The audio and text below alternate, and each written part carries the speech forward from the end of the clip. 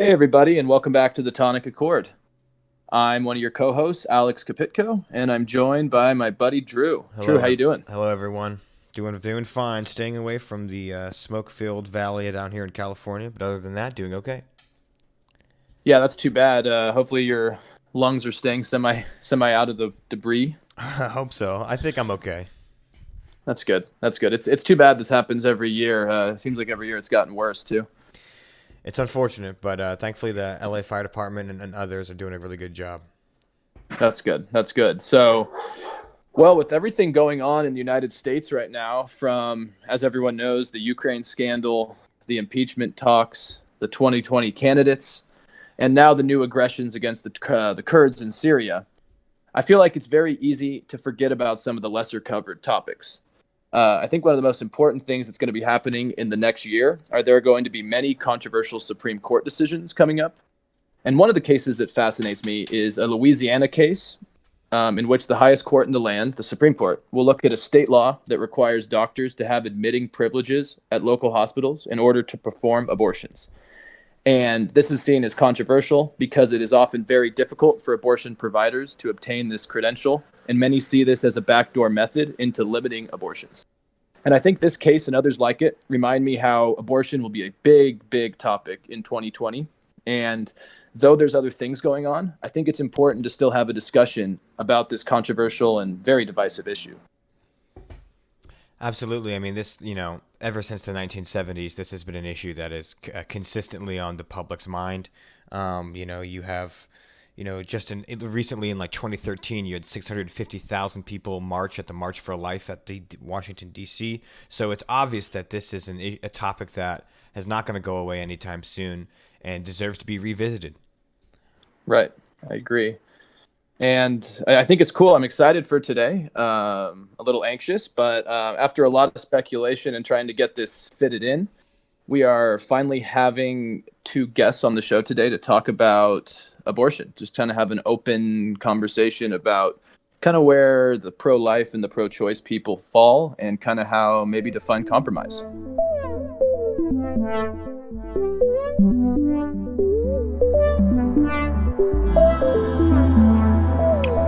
All right, everybody. We are really lucky to have two guests today, Grayson Forsberg and Nazli Donmez. Grayson Forsberg is our returning guest, as longtime listeners will hopefully remember. He was on our deplatforming episode, and I think it was a great time. Grayson is a current law student in Sacramento. He is working for State Senator Dolly at the Capitol in Sacramento. And he is also a content writer for the Convention of States, and is a writer and creator of the Common Sense Chronicles. Nazli Donmez is our second guest. She recently graduated from Chapman in Southern California with a degree in strategic and corporate communications and a minor in journalism and Italian. She now lives in LA and works in PR and marketing, and she also has a background in film and art industries and is very passionate about writing. So thank you guys both so much for coming on. How are you guys doing today? Great, thank you. Doing well. How about you guys? Doing very well. Doing very well. Why don't we start with Nazli? I know I just said a really brief background on you, but is there anything else you'd like to tell the listeners about yourself? I have an international background, so most of my life has been a lot of traveling and moving around. Shape my perspective on issues. That's awesome. That's awesome. And Grayson, I think we covered everything, but anything else you want to say as well? No, I think you guys pretty much got it. Just currently, pursuing my JD, and that's been going pretty well. So other than that, yeah. Cool. Great. Well, we are going to start to dive right into this. I want to give a little background context on probably the main Supreme Court decision that's led to all the discussion we're about to have is the famous or infamous, depending on who you are, the Roe versus Wade decision in 1973, where a 7-2 Supreme Court decided that the Constitution of the United States protects a pregnant woman's liberty to choose to have an abortion without excessive government restriction. There's a lot of details and a lot of nuance to this as well, and that's what we're going to start diving into.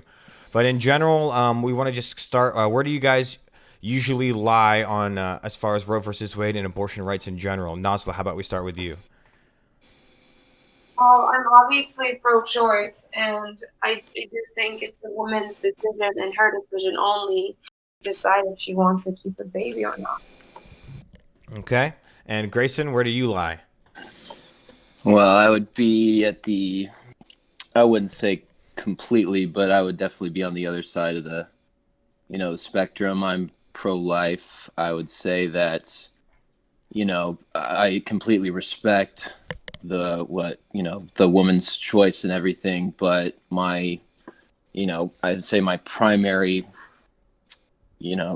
I would believe that life above all kind of trumps, the choice aspect, in the sense that it kind of like the issue I would say is kind of where we would define life. And I think that is kind of where pro-life versus pro-choice kind of, that's where we kind of get the crux of the issue, is when we would define where life begins. And as a pro-life side, I would say that, it's hard to, I think, go against the science that basically would say that life would begin at conception. And I completely respect the other side, and, not everybody's going to agree with that, but that would probably be where my stance would be. Yeah, I wanted to say something real quick just in response to that to Grayson. I don't think you mentioned to the listeners, but I feel like you have a pretty interesting stance on abortion, mainly because you don't consider yourself a Christian, do you? No, I wouldn't consider myself a Christian. I'm not very religious, but I still believe in kind of the principles that stand by, a bunch of the religious arguments. I'm more, I would say my loyalty, I guess, to the pro-life side would be more involved with kind of the writing of the Constitution. I would say I'm a pretty strict constitutionalist, in that regard, considering that, we have life, liberty, and the pursuit of happiness or property, however you want to word it. And life is, a fundamental right. And that's where I was saying that, when we argue about abortion, we're arguing about when we believe life began. I do want to mention, though, that the Roe versus Wade decision, it was a point of the court to mention that they did not come to a consensus based on reviewing science and other experts. They were not able to come to a consensus on when life begins, and so that they purposely did not comment on when they thought life began. So it's I thought that was a really interesting point, and which kind of opened the door for the discussion of where life begins. So Nazla, going back to you, where do you think life begins, and does that play into your opinion on abortion rights? I do not think there is research that the baby, even before it's born, has a sense of consciousness of, like, not maybe consciousness, but instinctively, like, the mother, or feeling the distress of the mother, etc. But I do believe that it's not a fully living being until it's out in the world. If this was a country that took care of their children, free healthcare, free education, etc., then I feel like maybe people should have the right to say. But it would be sensible and understandable if they said, like, well, this is a living human being, the right to terminate its life, quote unquote. Someone to give birth to a baby that they can't take care of. And I do not think that point of life beginning, like you said, it's not something we can fully grasp unless you can go into a baby's mind and, like, transfer those alleged thoughts into an adult's affair. You know what I mean? You mentioned the idea of, like, a social safety net, assigned, like how that plays a part in abortion rights. Do you want to elaborate on that a little bit more, as far as your thinking as far as that? And you think that a woman getting an abortion is ending their life, should definitely consider that aspect. What's more cruel, ending a life, quote unquote, or putting a baby in this world that you can't take care of? Um, Grayson, do you ever reply to that point? I mean, I can see that argument that if, a baby is going to be born into a life of, poverty or it's going to have just a horrible life. Yeah, that would not be wouldn't wish that on anybody, but I still think that having the opportunity to live is a better, is a better choice than not existing or not being born at all. Because you never know. I don't believe that life is predetermined. So I think that, somehow there's been, it's rare, obviously, but there has been, cases of, or just like people who have become millionaires or billionaires or whatever that were in poverty. And it's completely hard. It's like winning the lottery, but still, you could have that 1% chance or something. All you would have to do is be able to be born. that's very optimistic thinking, in my opinion. And that is not the reality for most people, especially in this country. I do not think there's a lot of social mobility. Mostly an illusion that people can, oh yeah, you can do this. You can be born in this into the slums and still get out of there. Of course you can. Like you said, life is not predetermined in that sense. But you have to be realistic about, if you tell a woman that can't even afford diapers, like you're killing your baby if you get an abortion, what is that? How is that child going to grow up? They're going to be neglected. And there's so many people who are unequipped to be parents, right? Even if they have the financial, the child, and provide the physical needs, they can't still, like, what's the word, answer to their emotional needs. And people to just give birth and not properly raise children, you are enabling the creation of um to be adults, and they're not going to be fully equipped to exist in society in a proper manner.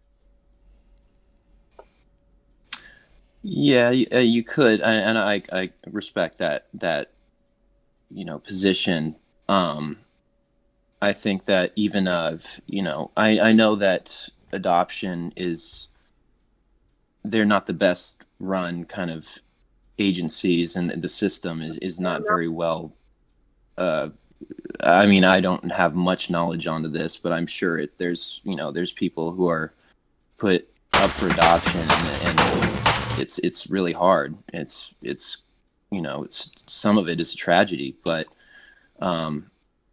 even if you're not equipped to be a parent, I still think that having your child and putting your child up for adoption is still a better option, and allowing your child to have an opportunity to live. And hey, maybe when later on in life, if you ever become more well equipped to be a parent, you could reach out and potentially meet your future child.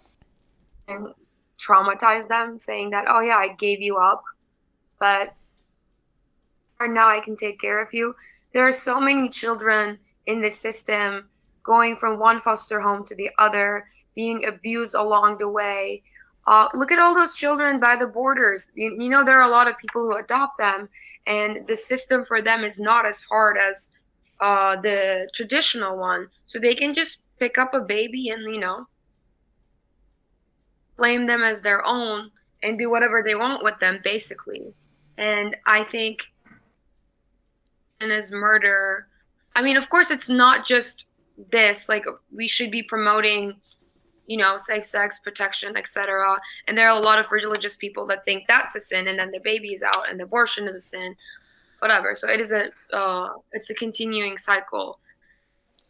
I were in a position that I had to think between these two things. I think I would lean towards abortion.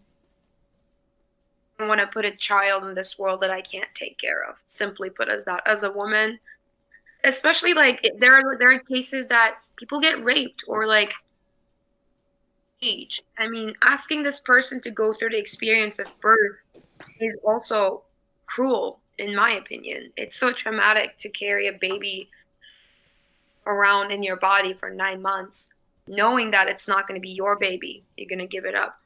Or it's a baby, like it wasn't your choice to be impregnated anyway. Feel about these special cases, but thing someone's rights or making it a taboo definitely puts a lot of psychological pressure. And she's a human being too, you know? She deserves to have a life. She's alive already. I want to present a scenario because we mentioned, specific cases, and so far we've talked about the cases where perhaps the child would not have an ideal or very less than ideal life if brought to term. But I want to bring a hypothetical that perhaps might be a little bit more challenging for both sides, or not. One is, what if you have a person that has the financial means, is in an environment, let's say an upper middle class lifestyle, has the financial means, is young and makes the mistake of not having protected sex, gets pregnant, and just wants to, and is debating whether or not to have an abortion. But this is a person who has a family that does have the financial means to take care of, and it's essentially coming down to a 17-year-old girl having a child that young. Is it still within the woman's freedom to take that to term, or is this a different scenario in your eyes? I would say that in that situation, I would say you should carry it to term. If you have, like, in all of the facts that you've stated, you're financially able to care for a child, and you just had unprotected sex and ended up getting pregnant, I think that is your personal responsibility. I'm completely for contraceptives. Don't get me wrong. Like I'm fine with that. I have no issue with people going out and having sex without the intent to have a child. But in that case, if you've made those decisions, and I think ending a life or not letting a life live a full life because of your choices is, I think, unfair. And I know life is unfair, but I think that would be cruel to not let a life, be able to live because of your kind of, I hate to say it, sounds kind of cruel and insensitive, but that was a poor decision on your part. I think that regardless of situation, or if you have parents to help you out, yeah, like that gives you an advantage. And if you want to keep that baby, go ahead and keep it. But you can be a freaking billionaire, and you can be even at age, or you don't have to be 17. But if you still don't want to have a child, you shouldn't have a child. And I do think even in that situation, making that decision is not as easy as it sounds. Like I have friends who actually been there, even though they were using contraceptives, and it's such a difficult decision to make. Hard. It's not like, oh, I'm insensitive. Abortion is my way of like contraceptives. That's not how it works. It is a traumatizing experience. And I still do think not have a baby if you feel like you're not ready to have fun. Because I wouldn't want to, resent my child or feel like I missed out on things because I made one stupid decision. That so I'll make decisions that affect others in negative ways, but so Nazla's opinion on this issue is in line with the Roe versus Wade decision and the right to privacy. Justice Harry Blackmun wrote that having an unwanted child may force upon the woman a distressful life and future. It may bring imminent psychological harm, and there may be distress for all concerned associated with the unwanted child. So and that's regardless of economic status. So that is the current position that the Supreme Court has taken as far as this. And then again, they reference the 14th Amendment as the protecting amendment on this case, and then some of the other justices have mentioned the 9th Amendment as well, reserving the rights to people broad and not specifically stated in the Constitution does not mean that they're still not there for the American people. So I wanted to bring it back to Grayson as far as, as your interpretation of, especially since you're a law student, what is your interpretation of the constitutional law and the Supreme Court decision and using it as such? Well, I am more of an originalist in some cases. I understand that it's a living document and everything, but words do have meaning at the time that they are written or spoken. And I think that interpretation shouldn't be completely, forgotten. The right to privacy was the protection from searches and seizures, which was intended that people could be safe and secure within their homes and, yes, their person and their belongings. But the thing about in the 14th Amendment is that, people, there's the due process point where a person, their rights shouldn't be infringed upon without due process of law. And that's where we get to, law, it's all about defining terms, right? What does that word mean? Words carry weight. And that's when I go back to the fundamental issue between pro-life and pro-choice is how do you define life? And like you said, Roe versus Wade explicitly made that vague because we don't know. We don't have a definite, understanding of, or we can't all say this is when life begins because that's, subjective. As a pro-life, individual, I would say that, there's that argument. I don't remember if this was Ben Shapiro or if this was somebody else, but they said that if we would consider single-celled organisms on another planet life, why wouldn't a fetus be life? And if you don't want to consider an organism on another planet life, then that's up to you. But if you would consider that life, how would a fetus not be life? And at that point, how would the entire pregnancy, how would that being growing inside a woman not be a life? And if you're going to take that position as I have, then that life's rights would be infringed upon. They would not have due process, and I think the 14th Amendment would be invalid in that regard because you're infringing on the fundamental right to life. So Grayson, I'd like to just follow up on that. So this is kind of tilted, I guess, back to you. And it involves the Alabama Human Life Protection Act, which, as I think all of us probably know, was passed in May last year. And it outlaws abortions with only a few exceptions, right? In quotes, to avoid a serious health risk to the unborn child's mother. And so, unfortunately, I'm seeing a trend amongst a lot of pro-life people where they've started valuing the life of the unborn child more than the mother. And so, to me, it's almost become this weird cyclical reasoning where it's like, do you protect the life of the fetus even if it infringes on the rights of the woman? And it's starting to seem somewhat like that I believe that if you're talking about unalienable rights, I think a woman should at some point have the right to, if it's in for her protection and safety, I think it's necessary, right? Correct. I would take that position. I mean, rape, incest, if the mother's life is in danger, of course. Those are all very small percentage of abortions.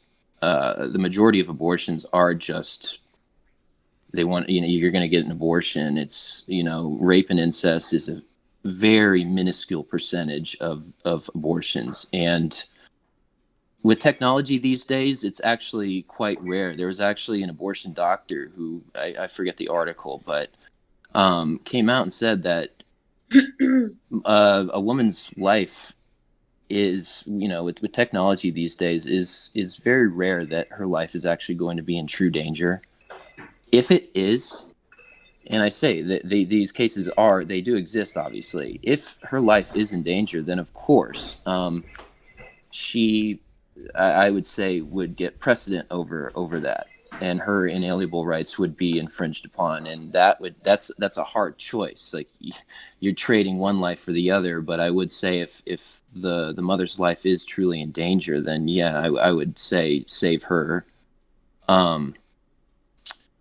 But I it's hard, as someone, like, if you take that stance that I stated earlier, that if you would consider a single-celled organism on another planet life, then why wouldn't a fetus? Roe versus Wade is not ever really likely to be overturned.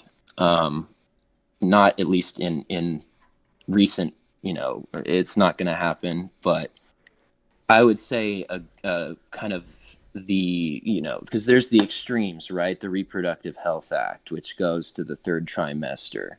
And then you could have people who say life begins at conception. Those are the two extreme points, right? Then there was all these, bills like the heartbeat bill, something like that. It's hard, if you truly believe life begins at conception, it's hard to then justify accepting the heartbeat bill. But since Roe versus Wade is not likely to be overturned, I would say that is a healthy medium. Because for you to argue that a heartbeat is not a life, I don't understand how you can make that argument. Naza, what are your opinions on kind of the middle grounds, like something like a heartbeat bill, or any kind of, like, to the two extremes conceding to the middle? Do you have any thoughts on that? I actually agree with Grayson on the point of it is definitely not think life begins at like an embryo. Argue that they're alive, but like a heartbeat, yeah, that definitely makes you think that. I mean, I don't think anybody who wants to get an abortion will wait until that long, if that makes sense. Yeah, the heartbeat definitely changes things, and I mean, I feel like it should be that way. You would feel something growing inside you. Well, let's pin down the specifics of what the heartbeat is, right? So a fetal heartbeat Right. can be detected at about 6 to 7 weeks of pregnancy. So that would still be in the first trimester. Depending on who you talk to, that could be considered pretty early on, especially if some women don't realize they're pregnant until about 2 or 3 weeks in. That's also very valid because some women miss a period, like it's not very regular, and they may not just notice what's going on. There are people who don't realize they're pregnant until they give birth. Yeah. That's And insane, but there are people out there who are as ignorant and uneducated as they are. Definitely a complicated topic, but I do think like we know she's alive, we know she's conscious. That should come first always. But it's a very difficult subject to speak about, honestly, because yeah, we don't know about. yeah, and I mean, I just wanted to be devil's advocate here on the heartbeat bill for a moment. Several articles I pulled up before this basically argued that the heartbeat bill would not be deemed legal under Roe v. Wade right now. North Dakota in 2013 was the first state to pass a heartbeat law, and it was struck down as unconstitutional due to the Roe v. Wade decision. And so it almost seems to me like, yeah, there's a good discussion, maybe amongst more moderates, over whether this would be a first step. But again, even if you're on the left or the right, I think it would mean us looking at Roe v. Wade again and maybe redefining some of the terms. Well, my position on that is, I wrote an article about this actually, which is interesting. But how you saying that it was deemed unconstitutional. The funny Right. thing is that abortion is not a constitutional right. There's no mention of abortion in the Constitution. You read the whole thing, there's no such mention of any sort of abortion topic. And Roe v. Wade is law. I won't deny that. It's precedent. It's a Supreme Court decision based on the constitutional interpretation of the Fourth and 14th Amendments, but it is not a constitutional right. So stating that a state law is unconstitutional, I think, is quite unconstitutional. To be to be frank with you, it's infringing upon states' rights, and states' rights.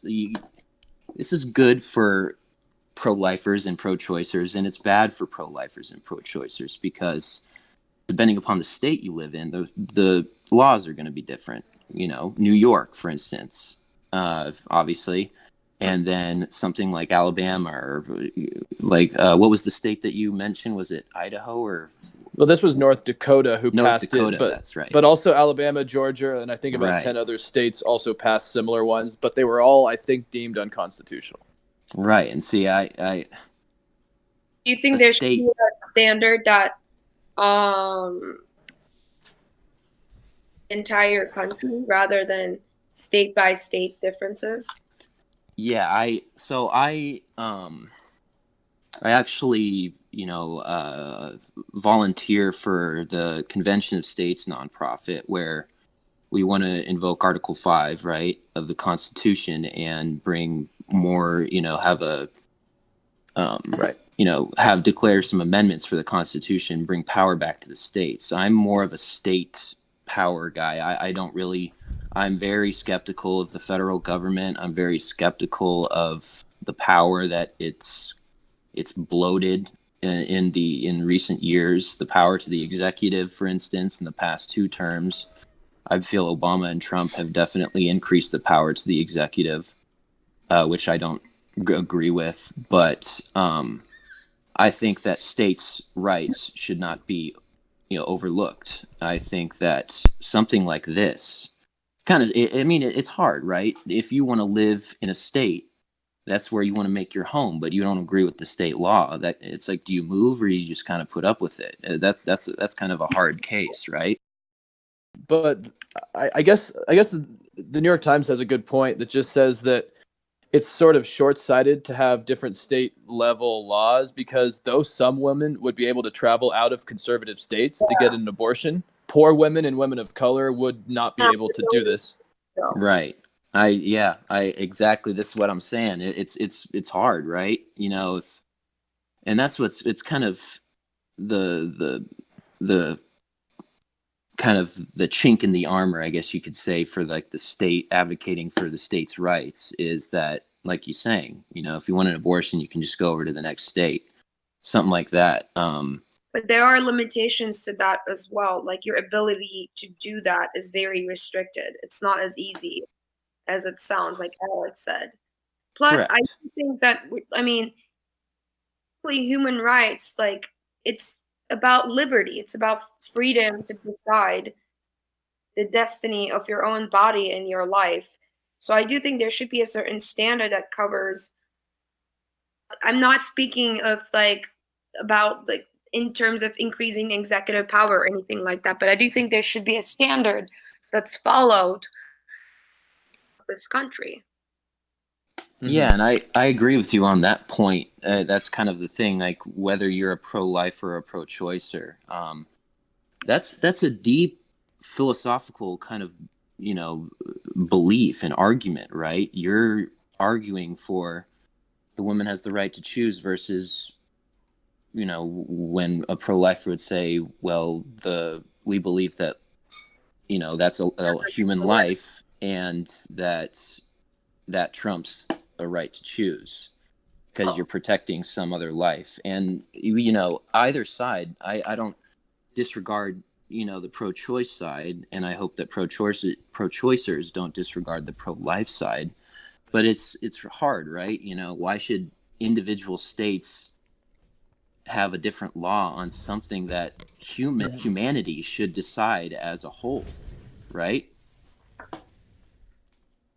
And you're never going to get to that standard, I believe, because obviously we're all so separated and we're so There was Denmark, divided. Saudi Arabia, you know what I mean?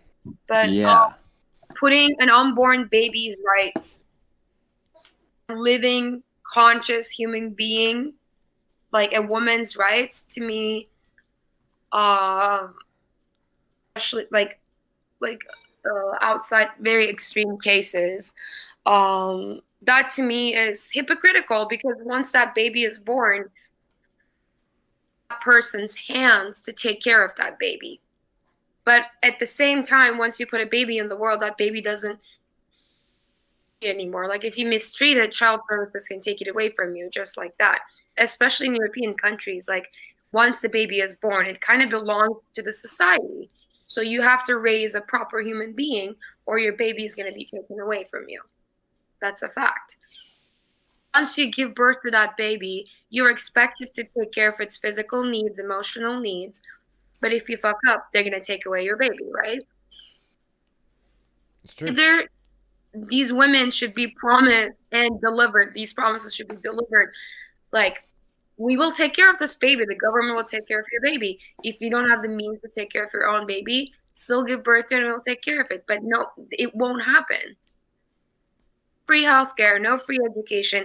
And there's such disregard for people who are just not as lucky as others in this country, because I think there's still this illusion of this American dream that if you're smart enough, if you work hard enough, you'll make it. But that's not reality.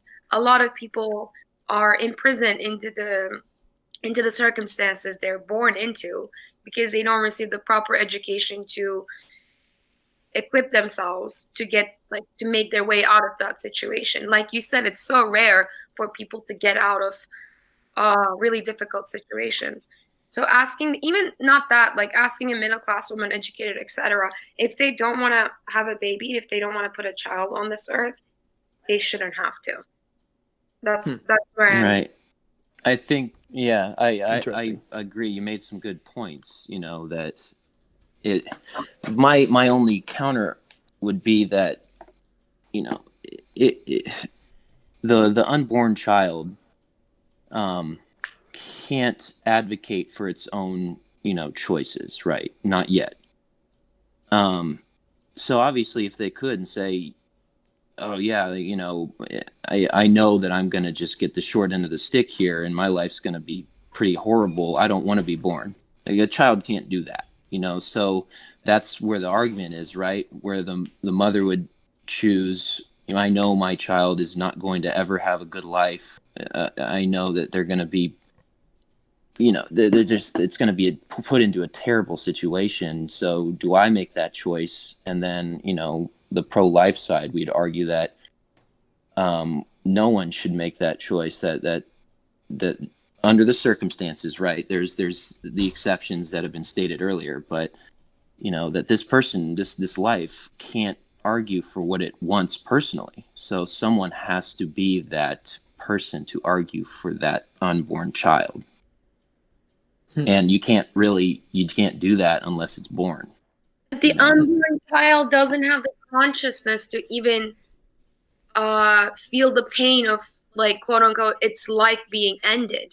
Well, there's actually studies that the fetus can feel pain when it's being aborted.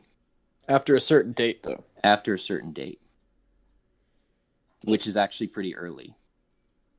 Is it? It's in the first trimester, I believe.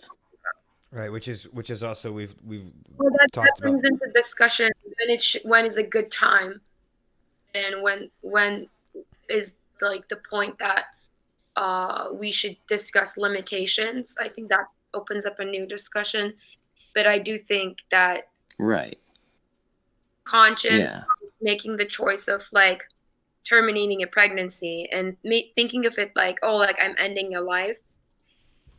Really cruel to give birth to a child just because you want to spare yourself the pain of making that decision. Like, well, it's not necessarily that, but I mean, it could be. Obviously, I'm not going to totally deny it. In a mother's perspective, right? Of course, but then you're saying, I mean, it's always, we're going to come back to this same thing. Is that I will always argue that being born and being alive, you know, having a life, is better than being, you know, never coming and being born. I will always say, no matter how horrible your life is, being alive and being a life and living will always be better than not existing. I think you're thinking of not existing in a word for that in English, but like when you're not existing, you're not aware of not. So it's not like a painful alternative to being alive. It's not like you were alive and you're dead kind of thing. Like you don't have a consciousness when you're not existing anymore. So I think this just keeps coming back around to the issue of, when does life start, which is of course one of the Yeah, that's the crux of it. exactly. It is the crux of the argument, because I don't think anyone would want to argue you want to kill a live baby, but it's the disagreement on when life starts. So like we said, the heartbeat can be detected at, what was it, like It was 6 weeks. six to 6 weeks, 8 roughly. weeks in pregnancy. I'm now reading now that it's hard to describe pain, right? Because we understand pain as like a pain, but when you're trying to detect if something else has pain, it's usually like a reactive kind of thing in the nervous system. I'm reading here that a lot of scientists, not all, of course, it's debated, but they say it's around 19 to 20 weeks is when you start to see nervous system signals getting sent to the brain back and forth, which would of course be much later after the heartbeat issue. So it, it is incredibly complicated to determine what if a baby Yeah. if a fetus is feeling pain, and to where people decide where life starts. So I don't think we're gonna get to an agreement here on where life starts. I think that's pretty apparent. Well, if society hasn't yet, I doubt that we will in this podcast. Right. Well, yeah. If you have the Supreme Court explicitly making it vague, and I don't think anyone else is going to figure it out soon. It is interesting. I want to do a little touch on kind of like the overall politics around this issue, and how public support for Roe versus Wade came to almost even at 2006 and 2007, which I thought was interesting. But now it's been a sharp decline for those who oppose Roe versus Wade. It's looking about just under 30% of the American public oppose Roe versus Wade, whereas 53 to 54% of the American public favor Roe versus Wade and maintaining it. I just thought that was interesting to just see there's a couple times where the culture goes back and forth. In the 70s, of course, is when it was the hottest. In the 80s, it was pretty even. In the 90s, it was heavily in favor of keeping Roe versus Wade. So I just wanted to know if you guys had any comments as far as the overall public perception and the politics surrounding this issue, and any kind of comments you want to make about recently. oh, okay. Well, I'm from Turkey originally, and I lived there and in Europe. Even in Turkey, where people tend to be more conservative about most things, any of the discussions I participated in, people are actually, I don't want to say open-minded, but what comes natural to them is that make the decision of not birthing a child if they don't want to. And that coming from a country, even though our economy might be screwed up right now, that coming from a country where we have free healthcare and free education. So even when the government have the means to take care of a child, and we have a lot of politicians who say really horrible things about these things right now because of the people in power at the moment. But when you talk to people, it is mostly like if you can't take care of it, then don't birth it. And it's the same Europe, as far as I've interacted with people, or like their practices, etc. But here, I think there is almost like around this topic. I do think people get very passionate and invested in this topic in a way that I haven't experienced in other. So it has become almost like deciding if you're a good person or a bad person. And that to me is very interesting because I haven't seen, and I think Americans tend to be like that with a lot of issues. The partisan media and the constant manipulation and instigation. But yeah, I do find it a little almost fascinating that people who don't have uteruses, especially, involved in this, and they think that they have the right and the audacity to decide what a woman decides to do with their body. That's an interesting take. Grayson, any thoughts on the American public and their perception of this issue? I think it'd be interesting to look up, the different administrations, right, and their support or, their non-approval of Roe versus Wade. Looking at like what the support and non-support was during the Obama administration or Clinton or Bush, now Trump. It'd be interesting to see like if it increases or decreases depending upon the administration that's in power at the time. I would say, like the point that you were making, Nazli, was in Europe and in Turkey and stuff, it's much different, right? And America is it's like a religion.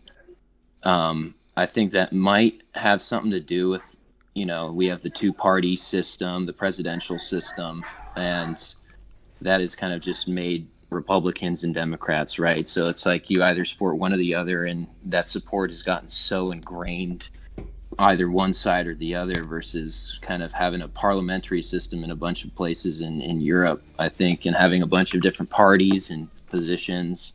I think the presidential system here almost makes the political issues become, that is who you are as a person. And if you disagree with that, then that you just fundamentally kind of disagree with that person's kind of very being. It's gotten, obviously that's an extreme version, but just as you've all seen here in America, how the partisanship and just, whatever you believe is like, that is my identity. This is who I am. And it's hard to agree with someone who kind of opposes that. But then again, there are those who do, and it's good to have friendly discourse. I agree. I think there's also with globalization and, being something that was happening over there rather than affecting us directly, and that definitely changed. And it's like, I don't know how to describe this in an articulate manner, but I do think there's a lot of fear. People rely so much on their national and political identity, but we live in a globalized and ever-changing world, and by things that are slightly different to them or out to be, or people that are put out to be so different and so marginal, well, in reality, they're not. And so, like topics like this that are sensitive to people's conscience and sense of like their understanding of like their sense of self, like what they believe in, what their values are, definitely heated and more partisan conversations into the mix. But I do think what we're having right now, a civilized conversation, is what this country needs. People just need to relax, take a step back, and remember that we're all human. Right. Exactly. Privacy and liberty. I have a quick question for Grayson and Nazli, actually. Do you guys think basically both parties may need to take a more moderate stance? Because a recent Gallup poll shows that even though more Americans identify as pro-choice, more than 6 in 10 of those who say they are pro-choice join the 3/4 of all Americans in wanting access to restricted abortion but still legalizing it. And so that's about 6 in 10 Democrats, 59%, 8 in 10 independents, and 9 in 10 Republicans. So I think even though people are open to abortion, I think there does need to be a bigger discussion on the regulation of it, and Bill Clinton always said he promised to make abortion safe, legal, and rare. And as we've seen with alcohol and some drugs, legal and regulated always seems to be better than illegal and dangerous. Yes, I definitely agree with this. I was actually going to say, like I said before, actually, if a woman wants to get an abortion, they'll get it regardless. And taking away their legal ways to do it, it's not gonna decrease number of abortions, but it's gonna increase the number of deaths like we saw like in the 40s, etc. Like that's gonna happen. Like you said, it should be legal. There should be certain regulations with it. And most importantly, people should be educated about practicing safe sex and how it's not taboo, etc. Whatever their like community is enforcing on them, that's not true. Yeah, like that. I think that's definitely something I agree on. And by the way, like when you talk about two extremes, I don't think if you like, I don't want like a baby that's about to be born to be aborted, or Grayson wouldn't want to like, like like all women who got pregnant, rather rape or incest, should give birth. Like even when you label yourself as pro-choice or pro-life, of course you're more moderate if you actually are a sane person, in my opinion. Like nobody wants, not nobody, but like you said, sorry, people want a more moderate, more sensible, rational. I think that's like the stance that should be represented. Yeah, I agree as well. Obviously, depending upon how far you are, there's a spectrum, right? That people's support goes more so or less so. Like you can always say, if you truly believe that life begins at conception or something like that, then it's going to be hard to argue for kind of giving up on that, depending upon how strong your support is. But I would argue too, like you said, moderation is always the key for pretty much everything, right? It's hard to give up on something if you fundamentally believe it, but like you said, other people don't, and you have to take you have to take the opposition into account, and you can't just discredit or disregard that.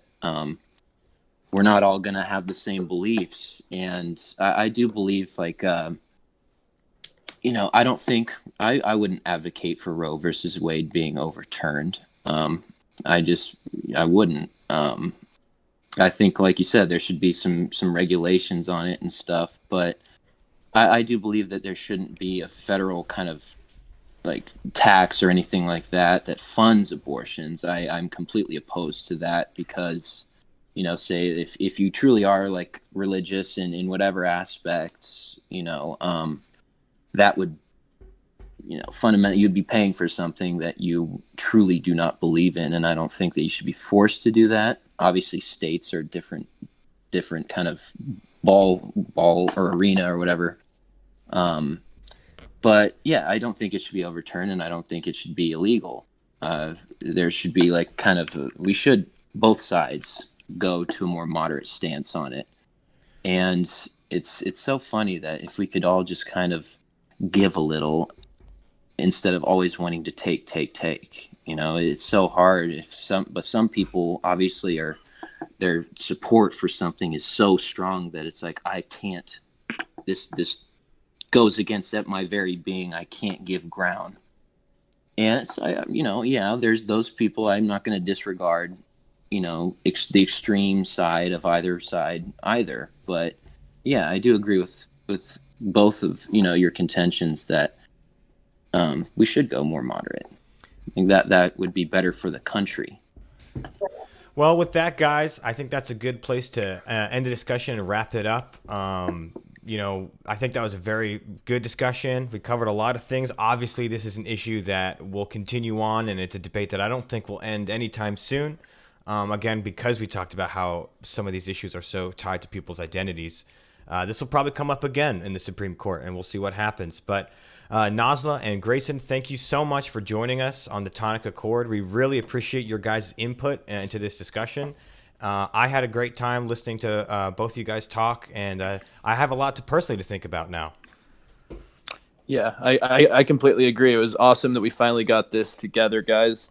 I liked the fact that it was a two-way conversation in which both of you were willing to listen to the other one and provide your feedback. I think that's a rare thing in this current landscape, and I hope to have you guys back on again at some point.